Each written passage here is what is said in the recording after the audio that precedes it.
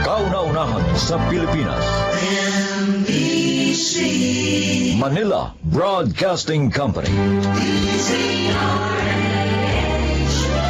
DZRH, member, kapisanan ng mga broadcaster ng Pilipinas.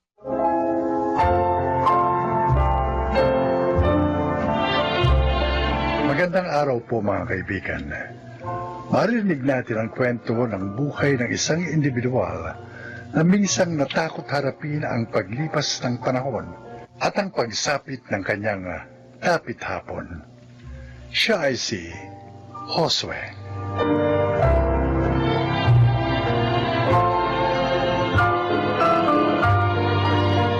Tatlo kaming magkakaibigan sa aming barangay. Ako, si Mando, at si Honesto. Lumaki kami magkakasama at tumanda ring magkakasama. Akala namin, habang buhay lang ganon ang aming kalagayan. Ngunit sa pagdagdag ng aming edad taon-taon, nababawasan din ang araw na maaari pa kaming manatili sa mundo.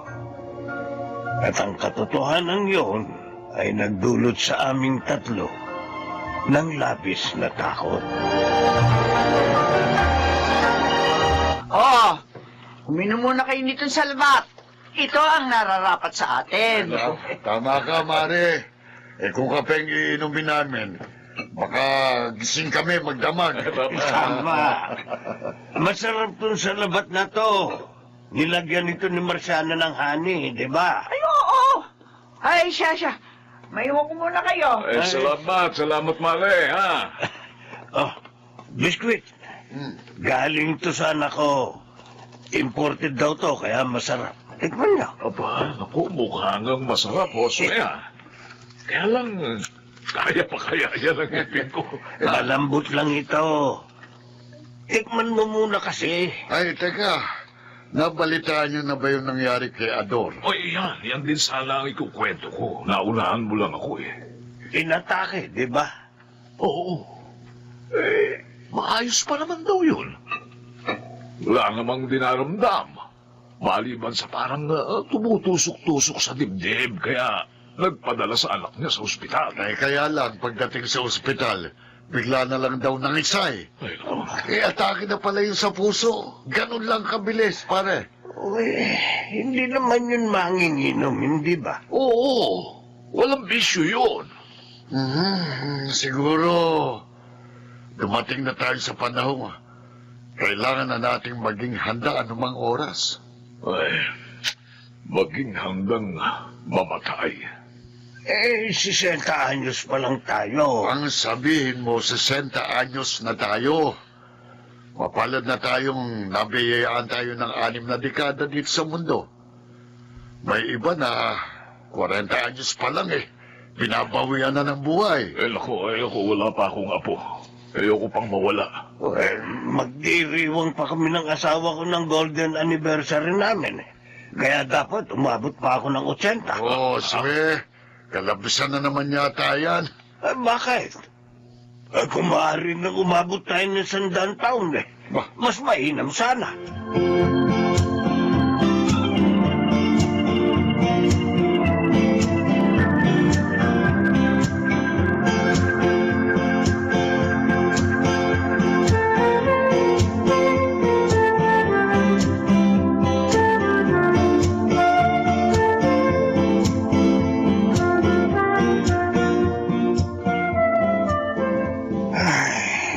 Hoy, kanina ka pa nagbubuntong hininga dyan. Ano ba pinoproblema mo? Marciana, naisip mo na ba? Paano kung mamatay na pala tayo bukas? O kaya mamaya? Taong to, bakit na naman iisipin yan? Walang sino man sa atin na makakahula kung kailan tayo kukunin ng Diyos. 6 na dekada na tayo sa mundo. Pero pakiramdam ko, napakarami pa nating hindi nagagawa. Hindi nararanasan. May panahon pa tayo. Kaya kung may gusto kang gawin, maaari mo pang gawin.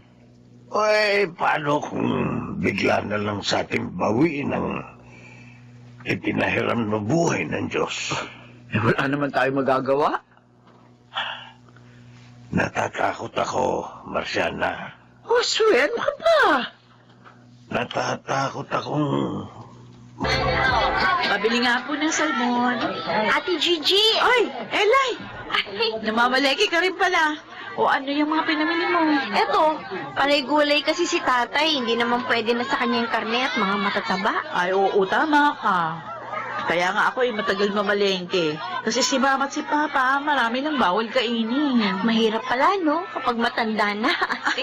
Sinabi mo pa. O, kumusta nga palang tatay mo? Magba-birthday siya sa susunod na buwan, hindi ba? Oo, ate. Pumunta kayo sa bahay, ha? Naku, kami pa bang mawawala? Alam mo naman ang tatlong yon, si tatay at si Mang Mando. Tuwing may espesyal na okasyon, aba, hindi pwedeng hindi sila kumpleto.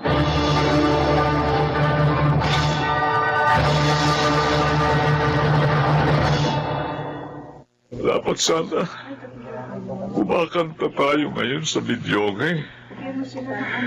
Ba't naman bigla mo na lang kaming iniwan, Onesto? 61 na sana siya ngayon.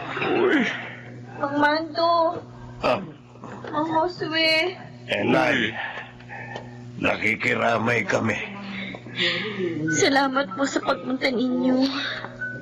Elay, ano ba nangyari? Ang nabalitaan ko ay tumaas ang presyon ng dugo niya kaya pabalik-balik sa klinika. Oo nga po. Minomonitor nga namin yung presyon ng dugo niya kasi madalas siyang mahilo. Ganon? Akala namin madadala ng maintenance niya ang gamot. Wala rin po. Naku, Inatake pa rin siya. ay naku. Siguro oras niya na rin po talaga.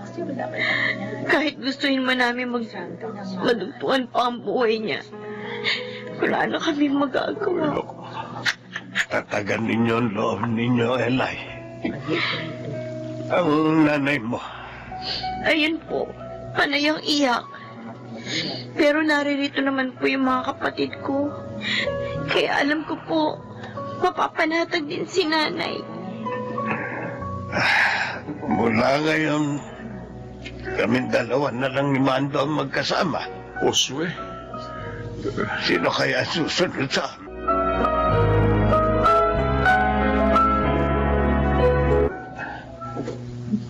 Two, Nasaan na ba si Papa? three. Pa!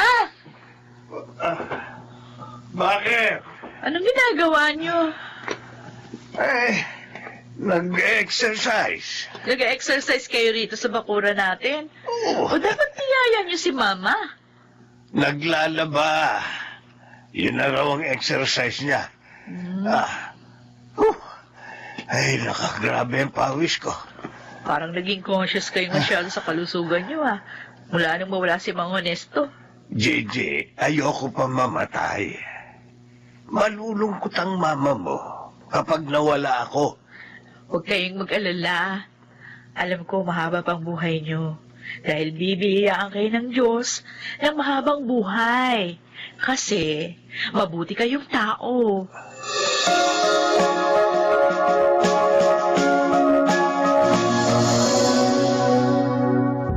Oh, tsaa, oh. Salamat, Marciana. Ay, kukunin ko na itong isang upuan, ha. Dalawa na lang naman kayo dyan. ay, marami na naman sanang kwento si Onesto kung naririto siya. Nasaan na kaya siya ngayon, Mando? Ha? Hindi natin alam. Tayo kaya? Pag dumating ng araw na mawawala na tayo, saan kaya tayo mapupunta? Yan ang iniisip ko ngayong mga nakaraang araw Alam mo, natatakot ako. Dahil hindi ko alam kung saan ako mapupunta. Baka naman mapunta tayo sa langit. Hindi naman tayo mga masasamang tao, di ba? Buong buhay natin, inalay natin para pagsilbihan ng ating pamilya. Ikaw, pinagsilbihan mo ng mahabang panahon ng ating bayan bilang isang pulis. Tama ka. Ginugol natin ang buong buhay natin para magsikap. Makapagpundar para sa ating mga sarili at sa ating pamilya. Nag-iipon tayo ng pera. Bumili ng lupa, ng bahay. Pero lahat ng yun, hindi naman natin madadala kapag tayo'y namatay na. Parang nawawalan na ng saysay ang lahat kapag namamatay ang isang tao. Ang katawan natin na ginamit natin para maitaguyod ang ating mga pamilya at matupad ang ating mga pangarap, ilalagay lang sa isang mahabang kahon o kaya sa isang maliit na lalagyan ng abo. Ay, kaya dapat. Siguro habang nabubuhay tayo, gawin na nating makabuluhan ang bawat araw. Dahil kapag binawi na ang ating buhay, wala na. Tapos na. Magiging ala-ala na lamang tayo.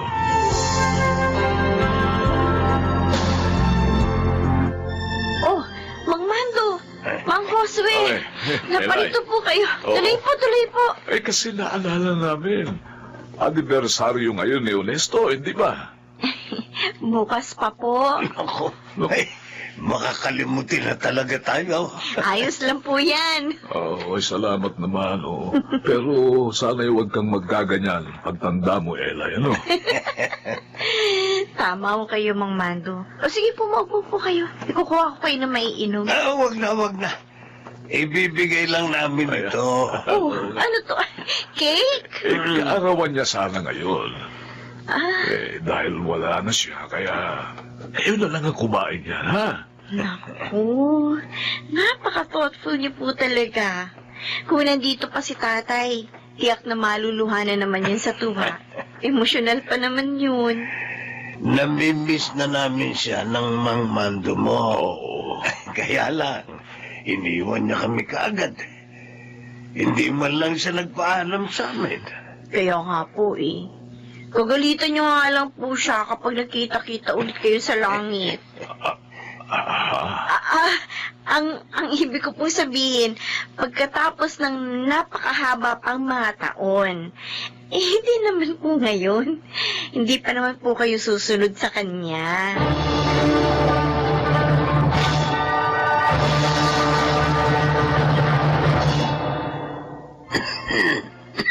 Akala ko eh.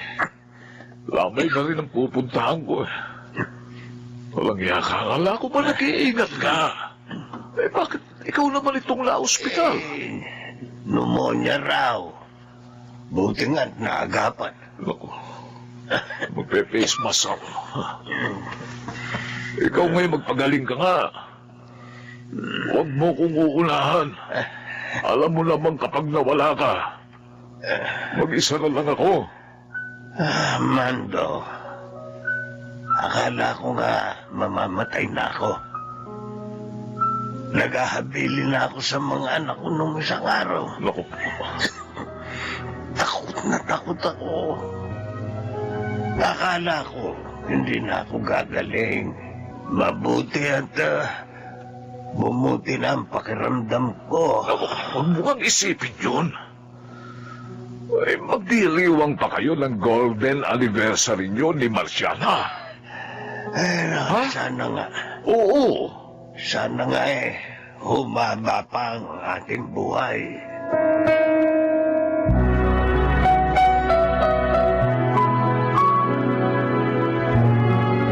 Ma, hindi pa ba tayo uwi? Kanina pa kayo rito. Kanina pa tayo. Gabi na, 9:00 na. Gigi, Bumalik na lang kayo bukas. Isang taon ang nakalilipas. Binisita ako sa ospital ng Mang Mando mo para sabihan na magpalakas. Sinong mag-aakala ngayon? Mawawala na rin siya. Mag-isa na lang ako. Magkasama na sila ni Ernesto ngayon. Talagang ganyan ang buhay pa. Natatakot akong mamatay. Pero masakit naman ang maiwan dito sa mundo ng mga taong mahalaga sa iyo. Pa, naririto pa naman kami. Wala kayong magagawa kundi magpatuloy kahit na masakit at malungkot. Ipagpasalamat na lang natin na kayo. Naririto pa. Malakas at malusog. Mando, paalam na muna. Babalik ako bukas. Kung papunta ka na kay Ernesto, ikumusta mo na lang ako sa kanya. Nawala man kayo na maaga, mananatili naman kayo dito sa puso ko, aking mga kaibigan.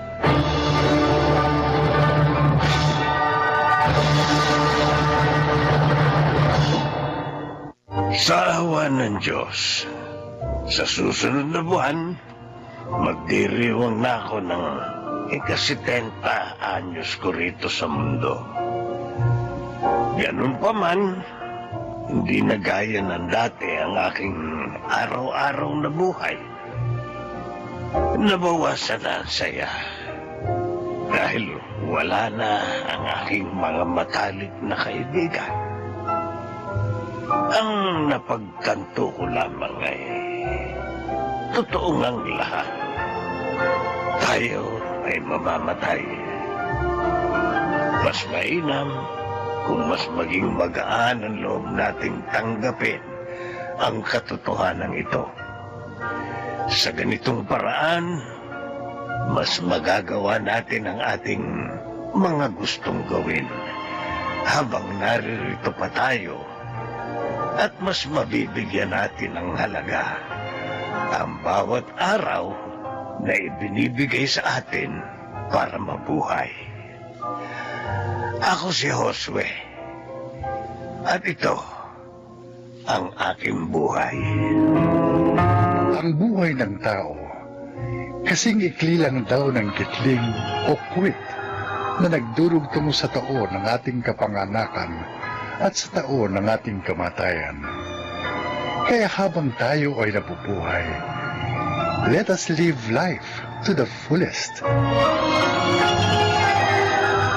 Mga nagsiganap, Phil Cruz, June Ligaspe, Rosana Villegas, Chiquit del Carmen Amor, Susan Robles, at Lionel Benamin sa papel na Josue. Naglapat ng angkop na tunog Jerry Mutia. Sa musika, Buboy Salonga. Supervisyong teknikal, Eric Lucero at Bong Villar. Creative consultant, Phil Cruz. Production assistant, Anching Cruz.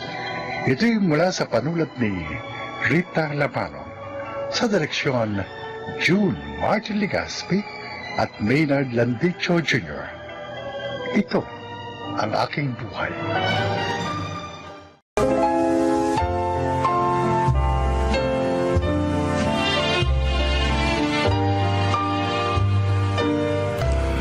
Mga kaibigan, sa araw na ito ay maririnig po ninyo ang testimonya ng isang dilalang na nais ibahagi ang kanyang kwento upang kapulutan ng aral.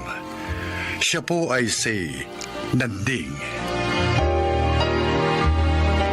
Panganay ako sa 4 na magkakapatid. 18 pa lang ako nang pumanaw sa isang sakuna ang aming mga magulang. Mula noon, ako nang tumayong kuya at magulang ng 3 kong kapatid. Dahilan kaya hindi ako nakapagkolehiyo pa. Pakinggan po ninyo ang aking kasaysayan na harinawang kapulutan ng magandang aral sa buhay.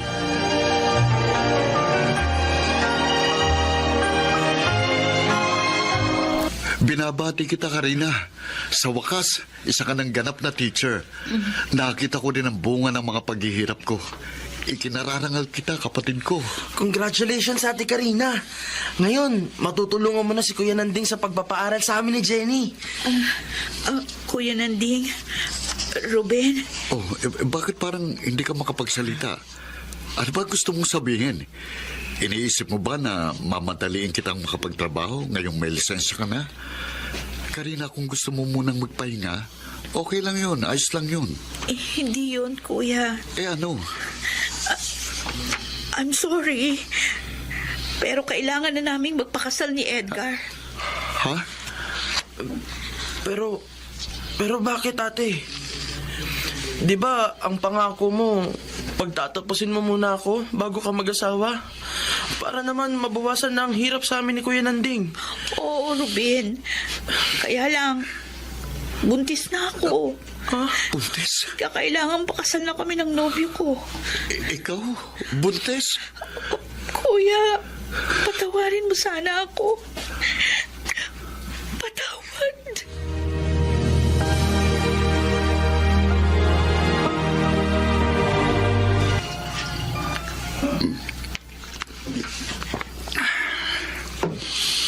Kuya Nanding? Kuya, bakit ka umiinom ng alak? Hindi ka naman dating umiinom yan ah. Kuhan, Jenny, nagpapaantok lang ako. Kahit hindi mo sabihin, alam ko malungkot ka dahil sa pag-aasawa ni Ate Karina. Dahil pinigo ka niya. Tayong lahat. Sana kuya, huwag mong isipin na gagayahin din namin siya ni Kuya Ruben. Sana bigyan mo pa rin kami ng pagkakataon makapag-aral. Bakit? Iniisip mo ba na pahihintuin ko kayo dahil sa ginawa ni Karina? Kasi kuya, masakit naman talagang ginawa niya eh. Pati nga kami ni Kuya Ruben, inis sa kanya. Huwag. Huwag kayong magtanim ng galit sa kanya. Magpasalamat na lang tayo na hindi siya iniwan ng nobyo niya. At tungkol naman sa inyo ni Ruben, huwag kayong mag-alala. Hindi ako magbabago sa pagtataguyod ko sa inyo. Magsisika pa rin ako para makatapos kayo ng pag-aaral.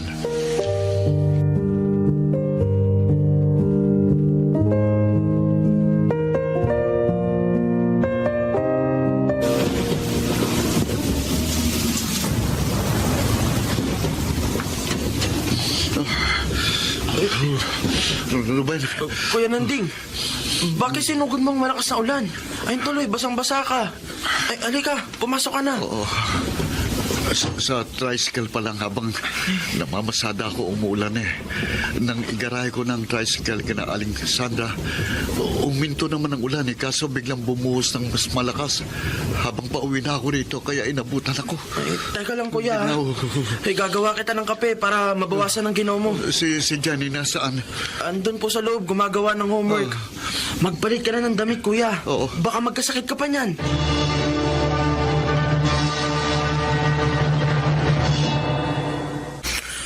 Saan ka pupunta, Jenny? Ibibili ko ng gamot sa lagnat si Kuya Nanding, Kuya Ruben. May sakit si kuya? Oo, ang init nga niya eh. Siguro dahil naulanan siya kagabi galing pamamasada. Ay, kawawa naman si kuya. Oo nga. Pero sabi niya, papasada pa rin daw siya pag wala na siyang lagnat. Sayang daw ang araw kung hindi siya kikita.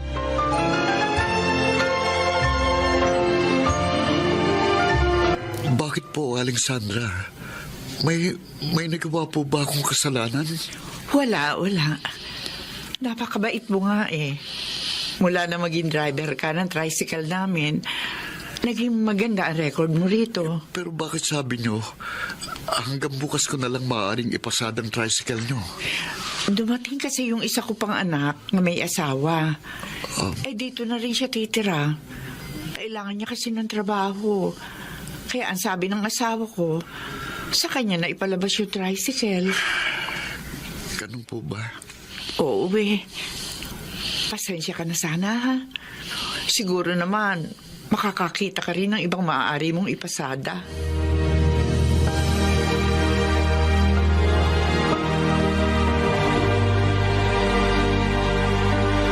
Gabing-gabi ka na, kuya.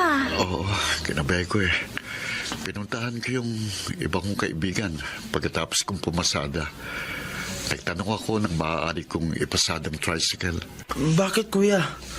Anong nangyari sa tricycle ni na Aling Sandra? Hanggang bukas ko na lang yun maipapasada, Ruben. Ay, bakit daw, kuya? Yung isa pa niyang anak na bagong dating ang maglalabas na ng tricycle. Paano yan? Paano ng bahay? Ilaw at tubig natin? Ang panggastos at pag-aaral namin ni Kuya Ruben. Hindi bali, kuya. Maghahanap ako ng trabaho. Mag-working student ako para mabawasan ng problema natin. Ako rin, kuya. Susubukan ko maghanap ng part-time job. Salamat sa inyo, mga kapatid ko. Pero pangako, gagawa ako ng paraan para makapagtrabaho ko uli.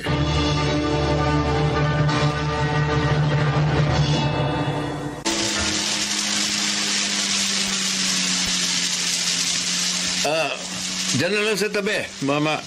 Para. Ako,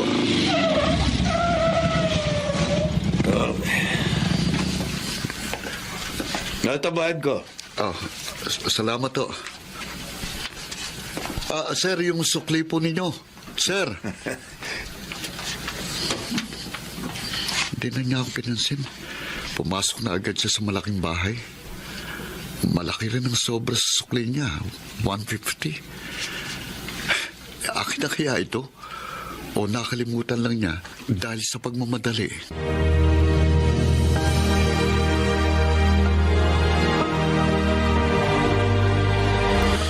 Bakit inuwi mo pa rito ang tricycle ni na Aling Sandra, kuya?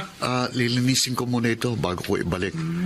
Alam mo, sa tagal kong ipinapasada ito, napamahal na rin sa akin ang sasakyan ito eh. Kaya gusto kong malinis ito bago ibalik. Ang bait mo talaga, kuya. Tutulungan na kitang maglinis. O sige, buti nga nang mapadali. Teka. Ay, Ano itong nasa upuan? Cellphone? ang gandang cellphone niyan. Mamahalin. Teka, ang huli kong pasahero na nakaiwan ng malaking sukli sa akin, ang tiyak na nakaiwan nito. Wala na akong cellphone dito kanina bago ko maisa kayo mamang yun. Malaking halaga yan, kuya, pag ibinenta.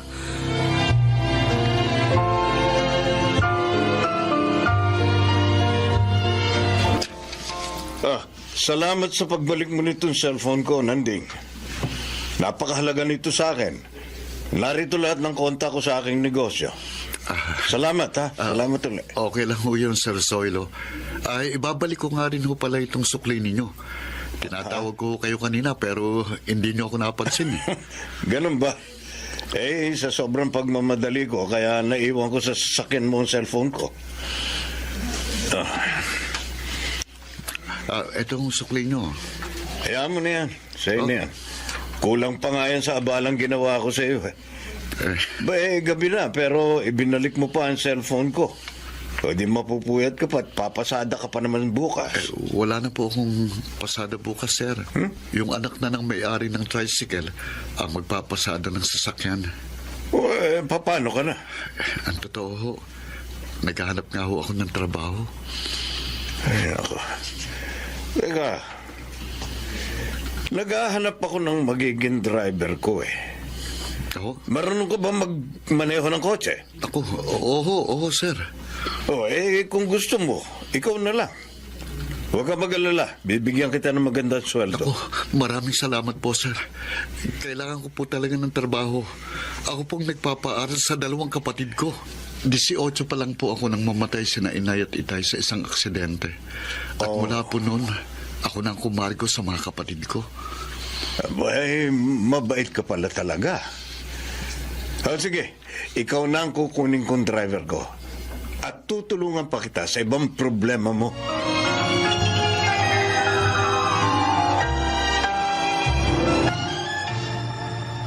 Sulit pala ang pagpupuyat mo, kuya. Oh, Ruben, kaya nga ang saya ko eh.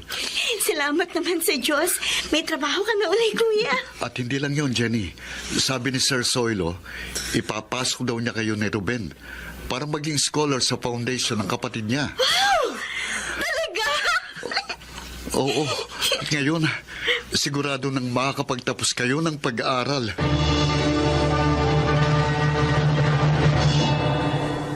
Labis-labis ang pasasalamat ko sa Diyos ng mga sandaling yon. Sa huling gabi ng pamamasada ko ng tricycle, dumating ang kanyang biyaya sa akin. At unti-unting nagbago ang aming pamumuhay. Sana po'y kinapulutan ninyo ng aral ang aking inilahad. Ako, si Nanding, isang kuya, at ito ang aking buhay. Mga nagsiganap, Phil Cruz, Rosana Villegas, Angelo Alcantara, Chiquit del Carmen Amor, Susan Robles, Leonel Benjamin. Naglapat ng angkop na tunog Jerry Mutia sa musika ni Buboy Salonga. Supervisyong teknikal Eric Lucero at Bong Muyar. Creative Consultant Phil Cruz. Production Assistant Anching Cruz.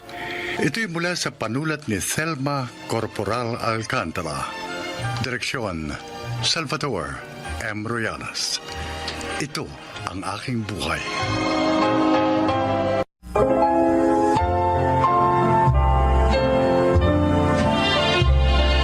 Magandang araw po mga kaibigan. Sa pagkakataong ito, maririnig ninyo ang kasaysayan ng isang babaeng labis na nagbahal. Siya ay si Camille.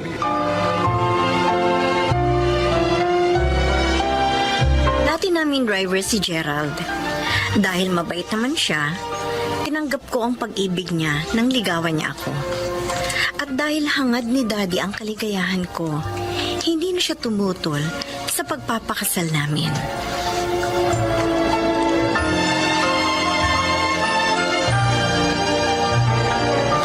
Camille, pupunta nga pala si Andy rito mamaya.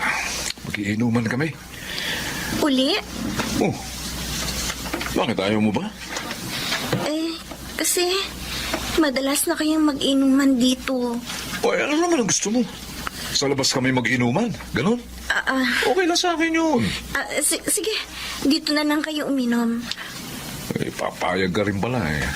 May paangal-angal ka pa. Manang Pilar, magluto kayo ng pulutan namin ng kaibigan ko, ha? Opo. Oo. O sige, alis na ako. Diyan na kayo, ha? Hindi malang niya ako hinalikan. Nagbago ka na talaga, Gerald. Camille, bakit bigla kang nalungkot? Manang Pilar, Dahil kay Gerald? nagbago na siya. Siguro, nagsasawa na siya sa akin.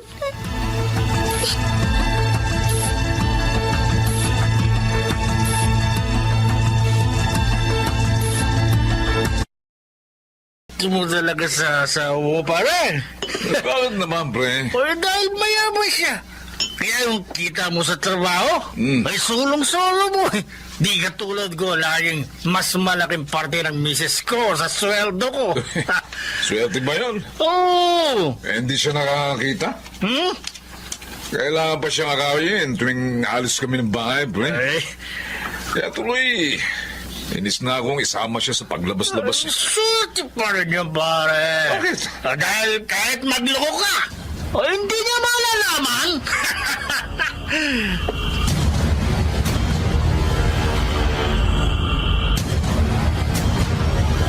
Thanks, Ate Camille. Pumayag ka magbakasyon ako dito sa inyo. Gusto ko rin naman kasi makasama ka, Renzi. Kay Kuya Gerald kaya, okay lang ba sa kanya ang pagtira ko dito? Aba, oo naman. Ikaw pa eh, kapatid ka na asawa ko. Ay, thanks. Alam mo, ate, ang swerte mo kahit blind ka. Gwapo na ang hobby mo, mabait pa. Ay, thank you. At ikaw naman, napakaganda mo. Aww.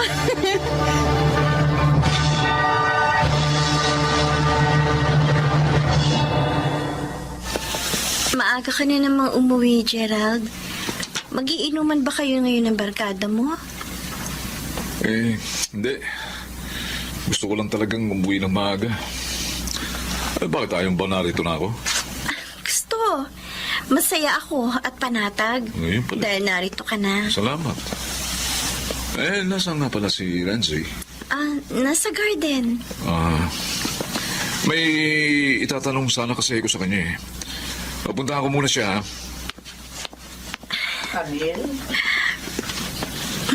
Camille, Manang, nakangiti ka. kasi po, ilang beses nang maagang umuwi ang asawa ko. Mukhang nagbabago na po siya. Dinidinig na yata ng Diyos ang prayers ko. Huwag ka magagalit, ha? Pero tingin ko, iba ang dahilan ng pag-uwi niya ng maaga. Po? Ano naman pong maaaring maging dahilan? Abe, napaka-close niya kay Renzi. Madalas pa nga sila magkatabi tuwing mag-uusap. Iniisip niyo po bang si Renzi ang dahilan ng pagbabago ng asawa ko?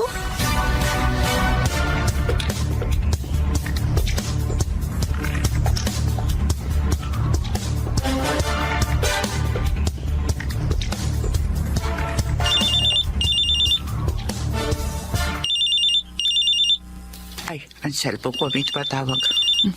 Si Sir Doming, bakit kaya? Masagot nga. Hello po, sir? Kumusta dyan, Pilar? Kumusta ang anak ko? Po? Hindi ka makasagot. Binibigyan pa rin ba ng problema ni Gerald ang aking anak? Pinagbubuhatan ba ng kamay si Camille? Hindi naman ho, Sir Doming. Maaga na rin ho siya umuwi ng bahay ngayon. Mabuti naman. Si Renzi, kumusta naman siya? Nako, sir, pakiramdam ko ho. Magkakaproblema ng malaki rito dahil husak. Bakit mo ko inabangan sa labas nitong fast food, Renzi?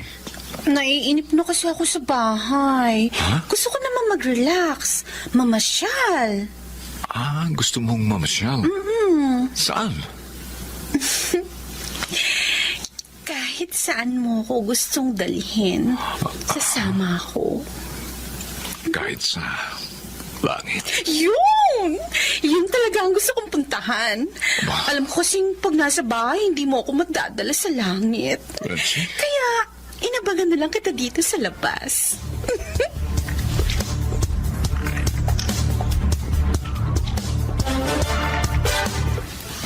Magkasama dumating si na Gerald at Renzi. Paano nangyari yun? Nagkita ba sila? Sige, Kuya Gerald. Una na ako sa'yo. Okay. Manang Pilar, sige na. Ako na magsasara ng gate. Pumasok na kayo sa bahay. Sir Gerald. Sandali no, Manang Pilar. Sir? Huwag niyo sasabihin kay Camille na magkasama kami dumating ni Renzi, ho? Ho? Kapag dumaldal, hindi na ba ako narinig? Nadinig ko. O kung gano'n, maliwanag sa inyo, ha? Na kapag dumaldal kayo, mananagot kayo sa akin. Hindi nyo alam kung paano ako magalit, ha?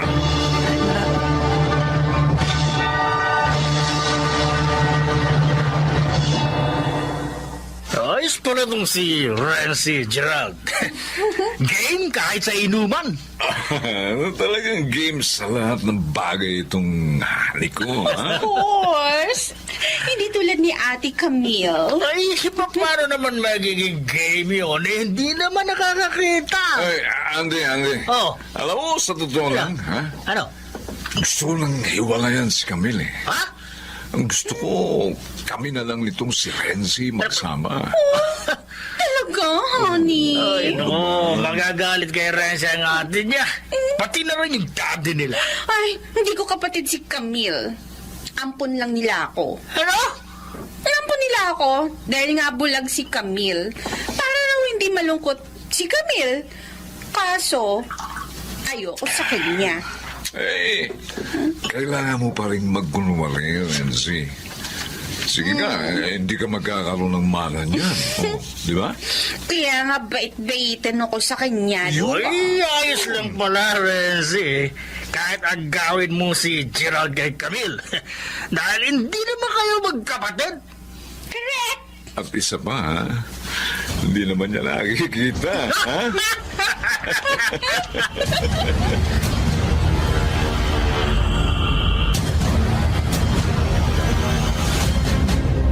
Aling Pilar. Huwag ka sana magalit, Camila. Matagal na ako sa pamilya niyo. Kaya ganito na lang ang malasakit ko sa iyo.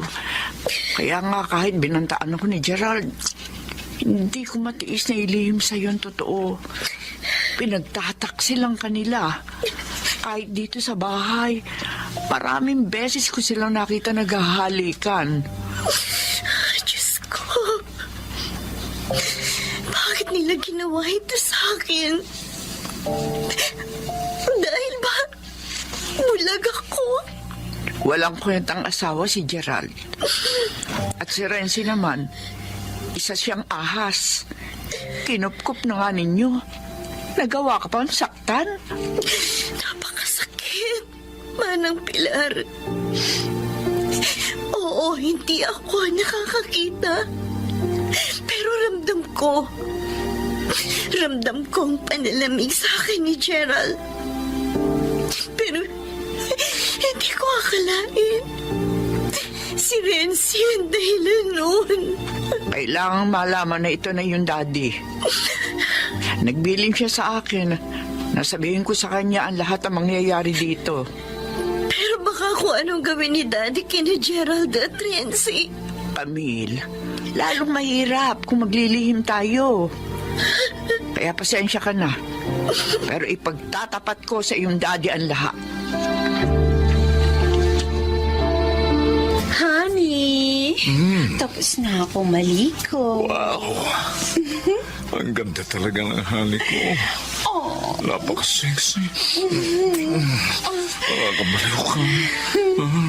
Ikaw din naman. Ikaw din naman, Gerald. Nakakabaliw ka. Kaya nga kinuha kita kay Camille. Hindi ka bagay sa O, kanya. tama ka. At hindi niya ako mapaligan. Anong alam na yun? Ano yun? Camille! Wala alam nitong motel yun! Oh my God! Nasusunog ang motel! Hindi. Kailangan makalabas tayo dito, Gerald! Wala na si Renzi at Gerald. Wala na ang asawa ko. Hindi sila nakaligtas sa nasunog ng motel na yun. Sasaktan pa rin ako, Daddy. Mahal ko si Gerald. Anak, wala na siya. Kalimutan mo na. Ibuhos mong yung panahon sa nag-iisa niyong anak. Isipin mo na lang na kapalaran ang nagbigay ng katarungan sa kanila. Lalo na sa iyong kaapihan.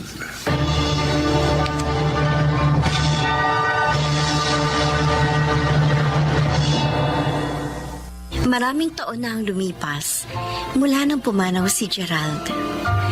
Masakit man ang ginawa niya sa akin. Isang alaala naman ang ibinigay ng Diyos sa akin sa pamamagitan niya. Ang aming anak na dalaga na ngayon at siya kong gabay sa aking katandaan. Ako po si Camille at ito ang aking buhay. Kung lagi sanang aalalahanin ng tao na may dakilang lumikha na sa atin ay nagbabantay, sana ay wala nang maaapi at mang-aapi. Mga nagsiganap: Jenaline de la Cruz, June Martin Legaspi, Phil Cruz, Susan Robles, Maynard Landicho Jr. at Chiquit del Carmen Amor sa papel na Camille. Naglapat ng angkop na tunog Jerry Mutia, sa musika Boboy Salonga, supervisyong teknikal Eric Lucero at Bong Muyar, creative consultant Phil Cruz, production assistant Anching Cruz, Ito'y mula sa panulat ni Selma Corporal Alcantara at sa direksyon Salvador M. Royales. Ito ang aking buhay.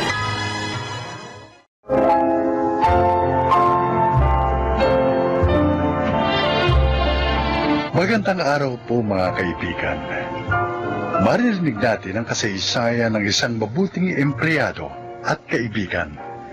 Siya ay si Monique. 10 years na ako nagtatrabaho sa kumpanya ni na Ma'am Olga. Nagtagal ako doon dahil maayos naman ang pamamalakad ng kanyang daddy. Pero mailap si Ma'am Olga. Ganun pa man, sinikap kong maging mabuting empleyado at kaibigan sa kanya. Dahil ako ang kanyang assistant. Ma'am Olga, ito na po yung report ng ating finance department. Okay, Monique. Ilagay na lamang dito sa table ko. Yes, ma'am. Ma'am? Are you sick? Hindi. Wala akong sakit. Kanina ko po napapansin, matamlay kayo. At nakapikit. Oo nga pala. Pinikit ko nga pala ang mga mata ko. Ang sakit kasi ng ulo ko eh. Hindi ako nakatulog. Napuyat ako kagabi. Gusto niyo ikuha ko kayo ng gamot sa sakit ng ulo para makainom kayo. Para maging okay yung pakiramdam niyo at makapagtrabaho po. Salamat, Monique. Sige nga, please. Para magbago na mood ko. Ikukuha ko rin kayo ng sandwich para may laman po yung tiyan niyo bago kayo uminom ng gamot. Salamat uli. Oh, you're so thoughtful. Kayo rin naman, ma'am. Naaalala niyo kami. Maayos pa rin yung pamamalakad niyo sa company. Kahit hindi na active yung daddy niyo dito. Pero ma'am, mag-relax din po kayo paminsan-minsan. Bumasa niyo po yung sobrang sipag.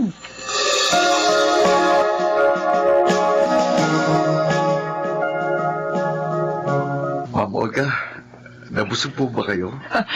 Busog na busog, Harold. Masarap ka pala magluto, ah.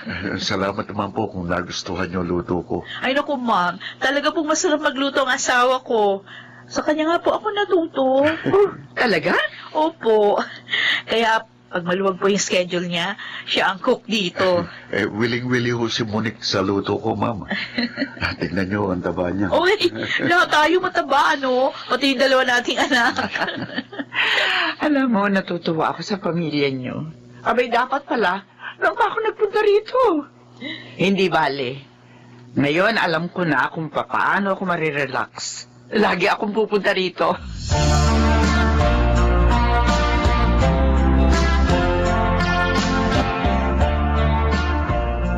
Sabi mo, Monique, mailap at hindi pala kwentong boss mo. Pero kanina, kwento siya ng kwento. Oo nga, natuwa nga ako kasi tingin ko, naging okay yung pakiramdam niya pag alis niya rito. Ang alam lang kasi namin sa kanya, alam mo, dalawa yung anak nila ni Sir Bernie. Yung panganay, last year lang umalis para mag-work abroad. Yung bunso na lang yung kasama nila. Yun lang yung alam namin. At kanina mo lang pala naalaman na hindi sila okay ng asawa niya. Oo.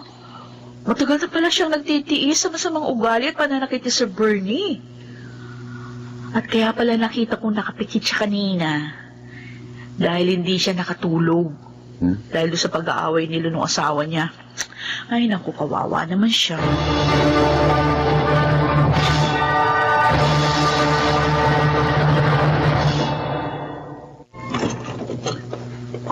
Bernie. Narito ka na pala. May lang natapos yung... Walang hiya ka? Bakit ka ba nanununtok? Wala naman akong ginawang masama. Sinungaling! Bakit ngayon ka nang dumating, ha? Nakapagkita ka sa lalaki mo? Ha? Sumagot ka! Mali ang iniisip mo! Wala akong lalaki! Daddy, bakit sinasaktan niyo na naman si Mami? Manloloko ang mami mo, Angelica! May lalaki siya! Yun ang dahilan kaya madalas siyang gabihin ng uwi! Tulad ngayon! May meeting kami. Kanina lang yun natapos. Tama po si Mami. Narinig ko sinabi niya yun sa ating kaninang nag-aalmusal tayo. Huwag mong ipagtatanggol ang mami mo, ha? Pinagtutulungan niyo pa ako! Daddy! Bakit ka ba nagkakaganyan, Bernie?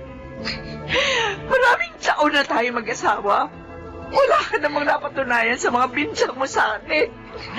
At huwag mong hintayin may makita ako, ha? Dahil kapag nangyari yun, papatayin kita! Daddy! Huwag naman po kayong ganyan. Malaking kasalanan po ang iniisip ninyo. At ikaw, Angelica, papatayin ko! Dahil sa... Nakikipag-usap sa bisita natin. Anyway, alam ko naman yung concern niya. Para hindi na ho kayo mahirapan pa. Salamat, Monique. Talagang hirap ako itago ang mga pasako. Sinaktan na naman po ba kayo ni Sir? Tulad ng dati. Dahil sa hinala niya, hindi na binakasi ako ng uwi dahil sa meeting natin. Nagbanta pa nga siya, napapatayin ako. Oh. Pati yung anak namin. Dahil pinagtatanggol ako ni Angelica. Oh my God! Ma'am, huwag ko kayo magagalit, ha? Pero, nasa tama kayang pag-iisip pa yung asawa niyo? Matagal ko na rin tanongin niya sa sarili ko. Kaya nga minsan, hinimo ko siyang patingin sa doktor. Pero nagalit siya. Sinaktan ako.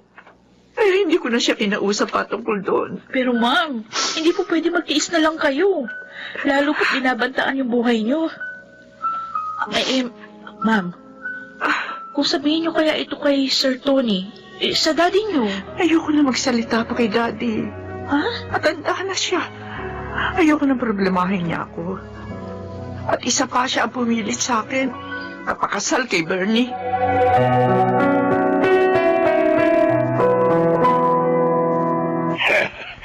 I'm so happy you came to visit me, Apo. I really want to see you, Lolo.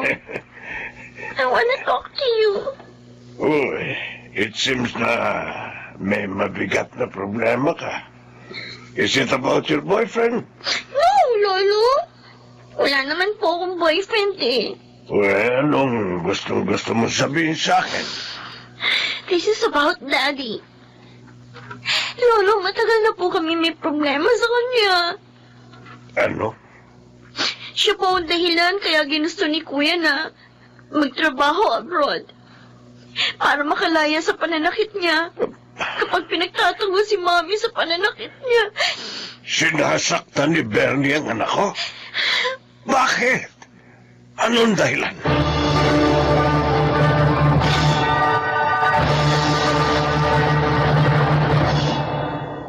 Gusto mong bukas na lang tayo mamasyal ng mga bata? Oo.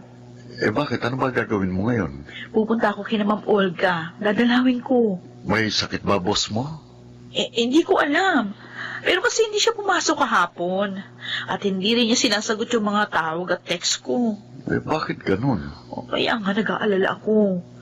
Hindi ko rin siya nakikitang naka-online. Okay, sige. Bukas na lang tayo mamasyal. Oh, mag-iingat ka sa... Mami! Arangawa mo na, Bernie. Huwag mong idamay sa galit mo sa akin si Angelica. Pinagtutulungan niyo ako mag-ina, ha?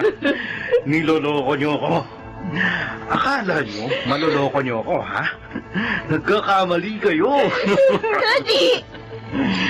Kaya ako kayo itinulong sa bahay na to. Hindi kita pinagtataksilan. Tumigil ka! Bago niyo akong tuluyang may bagsak, papatayin ko na kayo! Huwag niyo kami niyo, Daddy! Mama kayo! Pamilya mo kami, Bernie. Anak natin si Angelica. Hindi ko siya anak! Anak mo siya sa ibang lalaki! Kaya magkakampi kayo! Diyos ko. Akala mo, hindi ko alam? Matalino ko. Hindi ako tulad ni Papat na napaliw dahil sa pagtataksil ni Mama!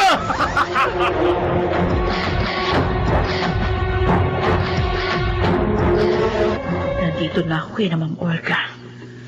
Uy, bakit kaya bukas ang gate nila? Ma'am, hirap yan. Wala silang kaalam-alam, may nakapasok na pala sa kanilang bakuran. Tulad ko. Narito na ako sa mismong pintuan nila. Lumod ka, Olga. Oh, Diyos ko. Lumod! Ano? Naipakasal ka, Bernie. Hindi mo sasapitin ito. Daddy, habang panahon ako nagtiis sa pananakit niya. Ayaw niya magpagamot. Kahit gusto ko na siya dalhin sa doktor. Ngayon sa mental na ang diretsyo niya. Tutulungan kitang makabangon, anak. Kayo ng apo ko. At malimot ang mapait na pangyayaring ito.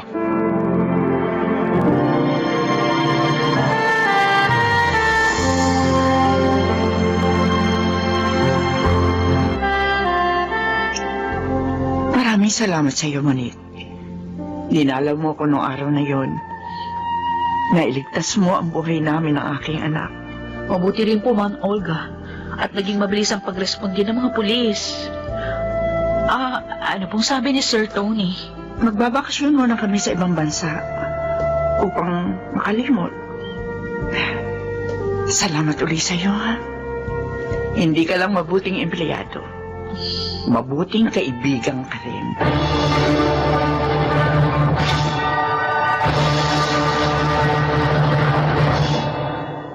Kina Ma'am Olga pa rin ako nagtatrabaho.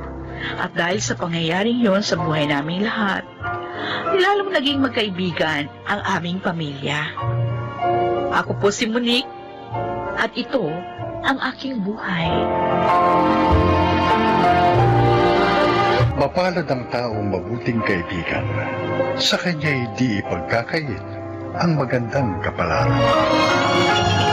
Mga nagsiganap, Susan Robles, Phil Cruz, Chiquit Mel Carmen Amor, James Cuaton, Yunel Benamin at Rosana Villegas sa papel na Monique.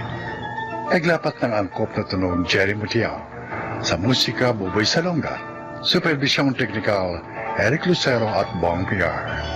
Creative consultant Phil Cruz, production assistant Anching Cruz. Ito'y mula sa panulat ni Telma Corporal Alcantara. Sa direksyon, June Martin Ligaspi at Maynard Landicho Jr. Ito ang aking buhay.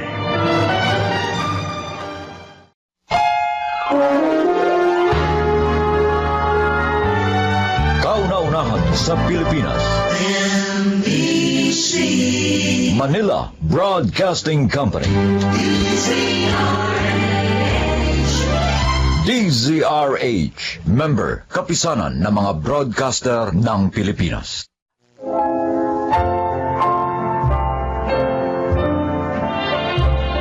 Magandang araw po mga kaibigan. Maririnig natin ang kwento ng buhay ng isang binatang itinuturing ang kanyang buhay ngayon bilang second life at kung ano ang natutuhan niya sa kanyang near-death experience. Siya ay si Danding.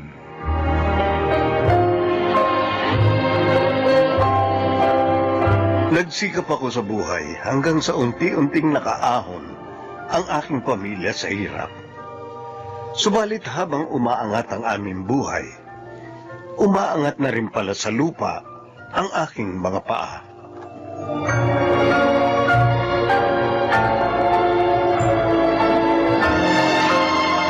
Oh, kaya na bahala mag-ayos niyan, ha?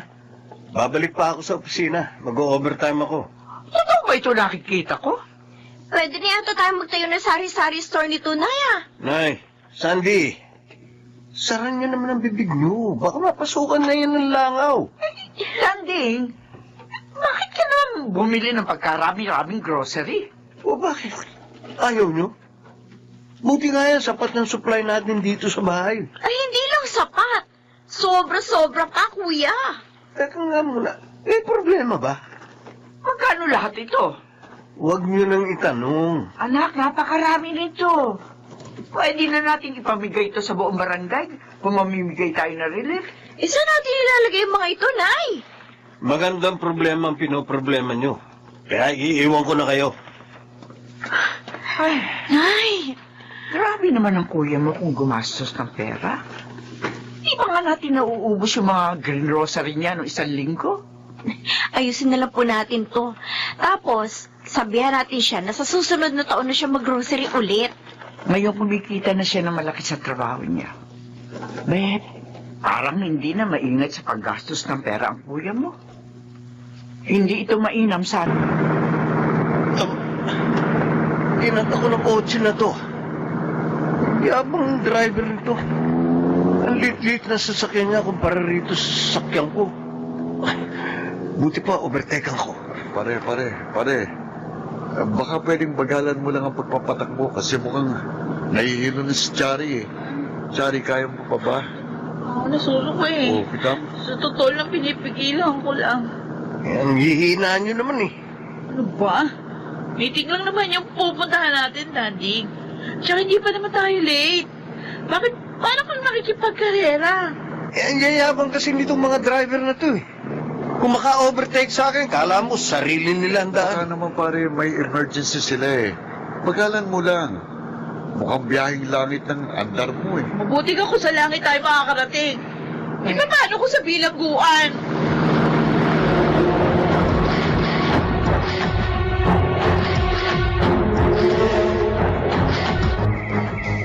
Ayan. Dito natin itatayo ang plano mong rest house, Danding.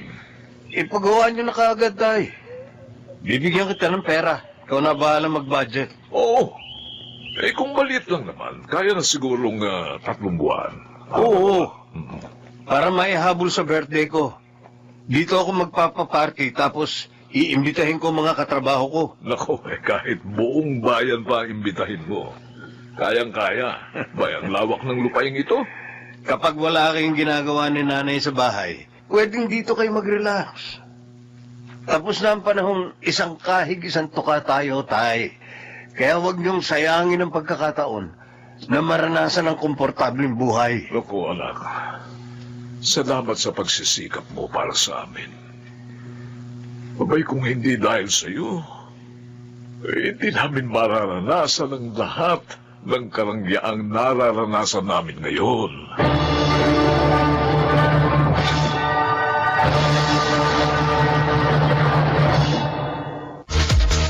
Grabe, Denver.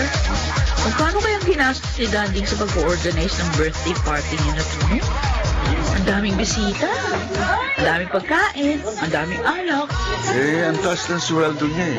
May mga natatanggap pa sa komisyon. Pareha lang ito sa kanya.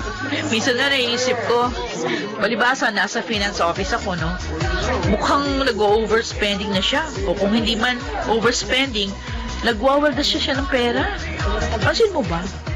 Madalas sa mga mamahaling siyang restaurant kumakain. Ang isang meal halos 1,000.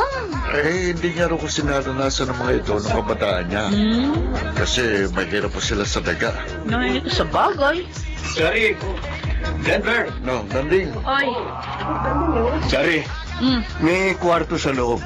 Pwede ka matulog doon kung hindi ka na makakauwi. Si Denver naman, hindi matutulog to eh, kasi magiinuman kami rito. Okay lang ako, Danding. Huwag mo kong alalahanin.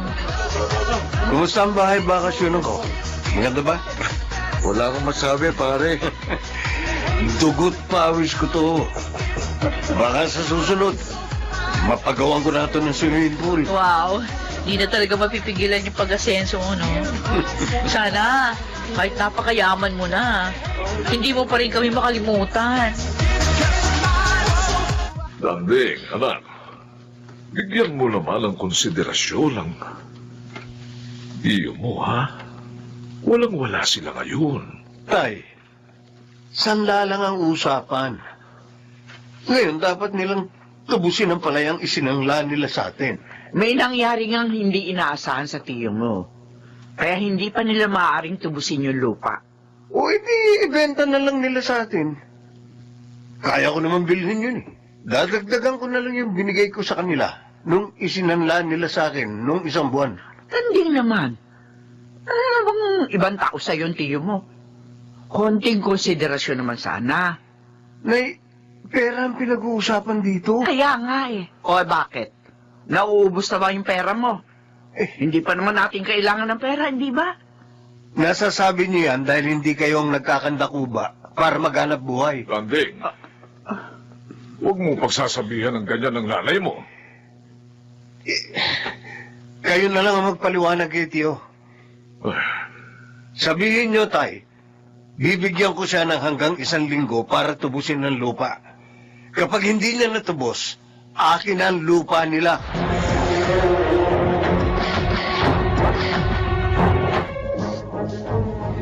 Sorry naman. Simpleng report lang to. Nagkakamali ka pa.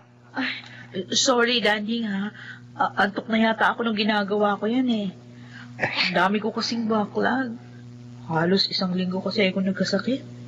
Kaya hindi ka ma-promote eh. Palpak ang trabaho mo. Ano? Nauna ka pa sa akin dito sa kumpanya.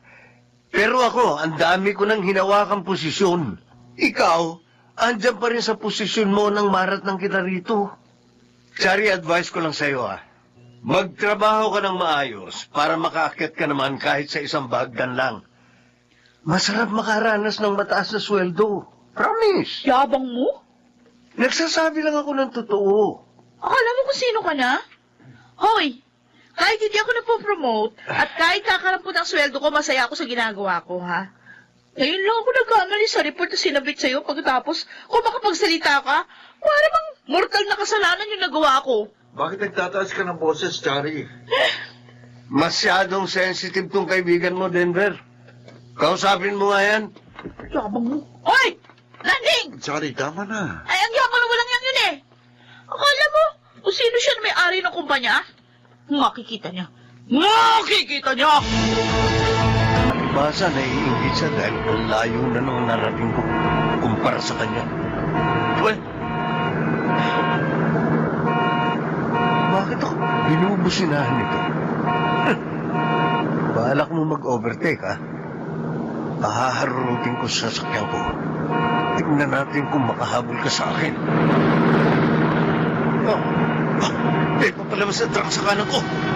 Mababangga niya ako!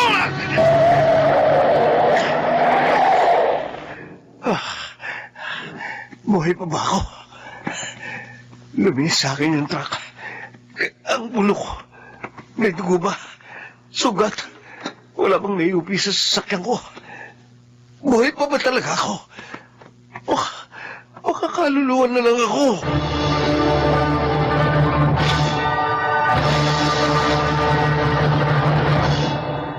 Kuya? Ang aga mo naman umuwi. Sunday, Okay ka lang ba? Bakit parang lupay-pay ka? Nanginginig ka ba? nakikita mo ba ako? Oo! Bakit naman hindi? Hawakan mo kamay ko. Bakit ang lamig ng kamay mo? Parang kang bangkay. Bangkay na ba ako? Patay na ba ako? Kuya!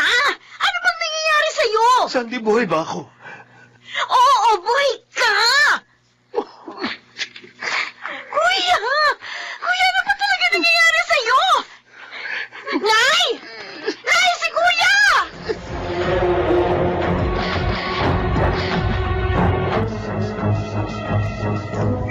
Masama pa ba pakiramdam mo?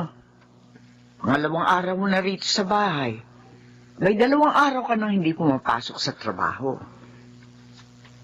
Nay, O bakit? patawarin niyo ako. Saan?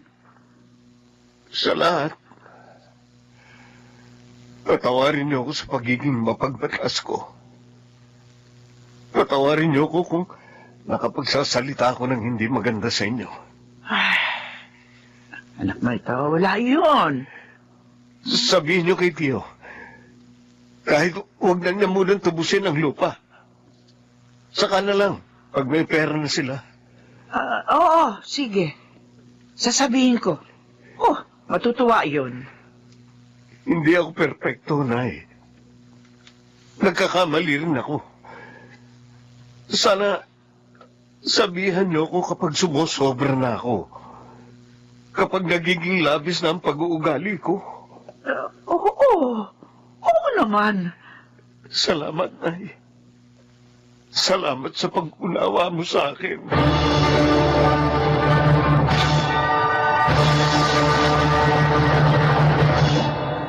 Hindi ko na sinabi sa kanila kung anong nangyari sa akin ng araw na yun. Pero hanggang ngayon, 2 taon na ang nakararaan, tandang-tanda ko pa rin ang pangyayari. Kung hindi sa kamay ng Panginoon, baka matagal na akong nailibing. Ako si Dandy. At ito ang aking buhay. Saan man tayo dalhin ang ating mga paa, sa ibaba man o sa itaas, manatili sana tayong mapagpakumbaba. Mga nagsiganap, Susan Robles, Jun Ligaspi, Phil Cruz, Rosana Villegas, Chiquit del Carmen Amor, at Linel Benamin sa papel na Danding.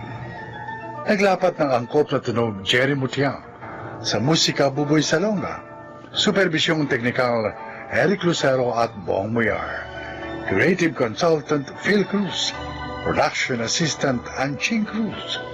Ito'y mula sa panulat ni Rita Labano, sa direksyon June Martin Ligaspi at Maynard Landicho Jr.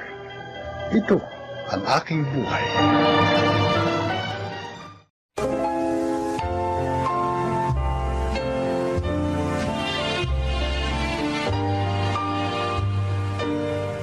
Mga kaibigan, pakinggan po natin ngayon ang isa pang natatanging kasaysayan na ilalahad sa atin ni Monica.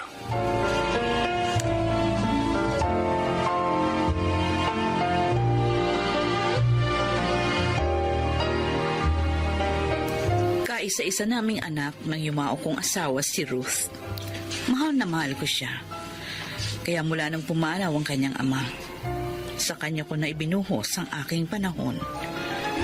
Pinalago ko rin ang aming kabuhayan para sa kanya. Pakinggan po ninyo ang aking paglalahad.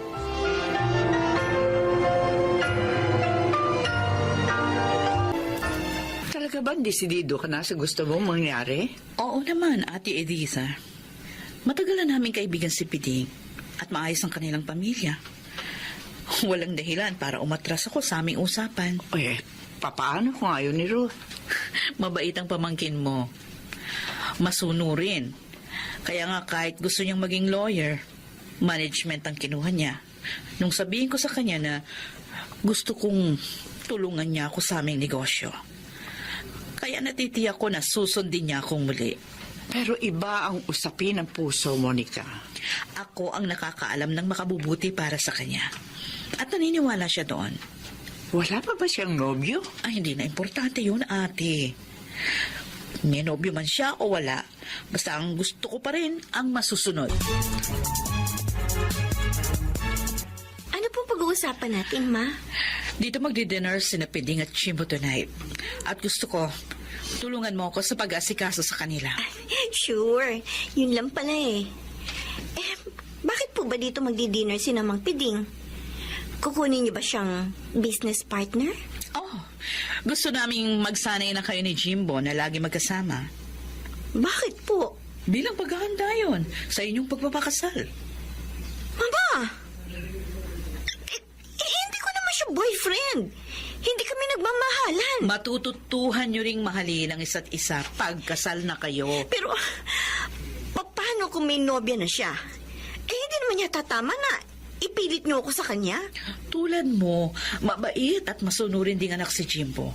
Kaya hindi magiging problema yun. Hindi na po ba magbabagong pasya ninyo? Matagal na namin kasunduan yun ni Piding. Kaya hindi na mababago pa. Anak, huwag kang mag-alala. Hindi kita ipapahamak. Alam ko kung anong makabubuti para sa'yo. Kaya sundin mo ako.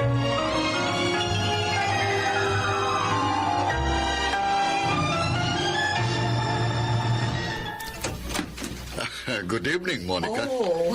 Good evening po, tita. Oh, Jimbo. Sabi ko na nga, ba't kayo na ang aga nyo? Kilala mo naman ako. Ayokong nahuhuli sa usapan.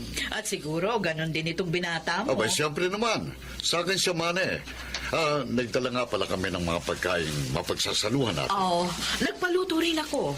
Si Ruth po, tita. Ay, nandun siya sa loob. Halika na doon sa dining room. Doon na natin planuhin ang tungkol sa kanilang kasal.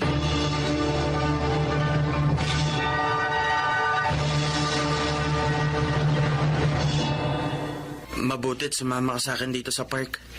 Magkaibigan ng parents natin. At ganun din tayo. Kaya nga natuwa sila nung yayaan kitang mamasyal. Ang hindi nila alam, Ginawa ko yun dahil gusto kong magkausap tayo ng gusto. Tungkol ba sa balak nila? Oo. Ayoko sa gusto nilang mangyari. May nobya na ako. Ah, talaga? Oo. 2 years na kami. Pareho lang pala tayo eh. Pero, anong gagawin natin para mapagbago ang isip nila? Mahirap kumbinsihin si Papa. Kaya ang plano ko, magpapakasalan lang kami ng simple ng nobya ko. Maaari naman namin gawin yon dahil nasa tamang edad na kami. Mabuti ka pa. May plano ka na. Ako wala pa. Dahil hindi pa ito alam ni Elmer.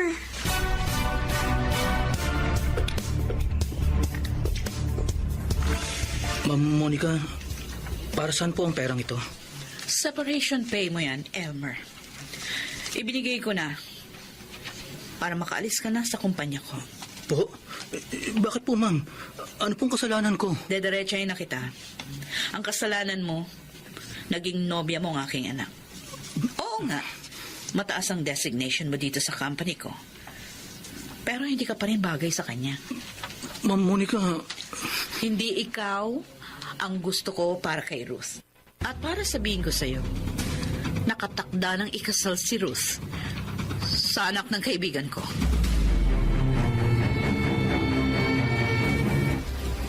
Ginawa ni Mama yun? oo Ruth, pero hindi ang pagkawala ko sa company niyo ang masakit sa akin. Kundi yung nalaman ko na nakatakda ka na palang ikasal sa iba. I'm sorry, Elmer. Dahil hindi ko agad nasabi sa yung tungkol doon. Pero, pareho lang kami ni Jimbo na ayaw sa gustong mangyari ng parents namin. Ganun ba? Oo. Katunayan may girlfriend na siya. At plano nila magpakasal kahit simple lang. Ruth, magplano na rin tayo para wag na tayong magkahiwalay pa.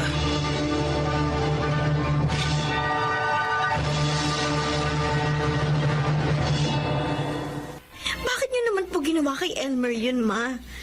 At pinagsalitaan niyo pa siya ng masakit. Nagsumbong pala sa'yo ang oportunistang yon. Ma, hindi oportunista si Elmer. Mabait at tapat siya. At mahal po niya ako. At paano ka nakatitiyak? Natapat nga siya sa'yo.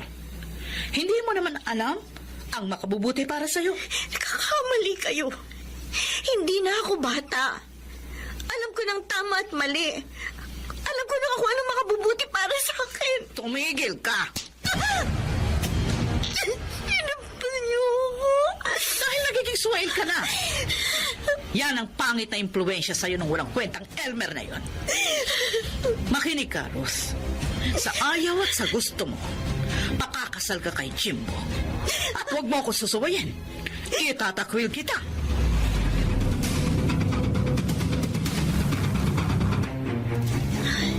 Bakit ganun si Mama, Tita Edita? Parang hindi siya nagmahal. Ay, ewan ko ba sa kapatid kong yun? Hindi naman ganon ang mga magulang namin. Tita, please. Tulungan niyo ako. Ayoko pumakasal kay Jimbo. Ilang beses ko nang kinausap si Monica tungkol sa bagay na yan. Pero ayaw niya ako sundin.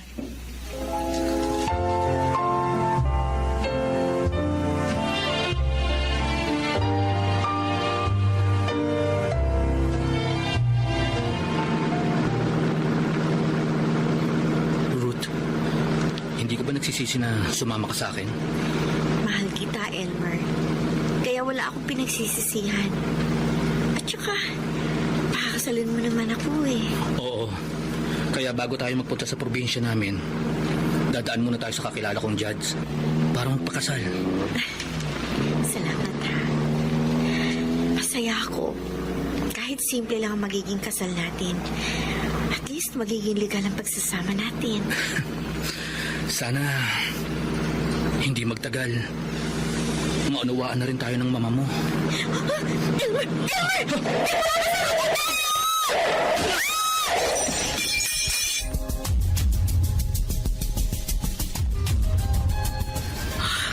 Ruth, anak, kumusta ka na? Masakit pa po. Katawan ko. Oo, anak. Patawad. Dahil sa akin, muntik na kayong mamatay ni Elmer.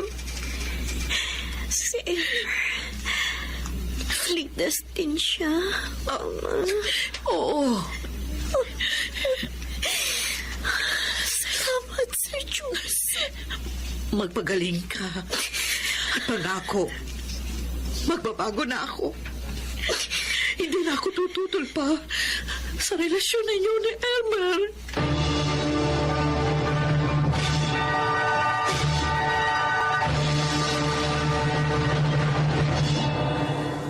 Mabilis namang gumaling ang aking anak at tinupad ko ang aking pangako sa kanya. Sana po ay inyong naibigan at kinapulutan ng aral ang aking kasaysayan. Ako si Monica. Ito ang aking buhay. Mga nagsiganap, Chiquit del Carmen Amor, Susan Robles, Lionel Benamin, Angelo Alcantara, Alan Ortega at Rosana Villegas. Naglapat ng angkop na tunog Jerry Mutia sa musika ni Buboy Salonga, supervisyong teknikal Eric Lucero at Bong Boyara. Creative consultant Phil Cruz, katulong sa produksyon Anching Cruz. Timula sa panulat ni Telma Corporal Alcantara, sa direksyon Salvador M. Royales.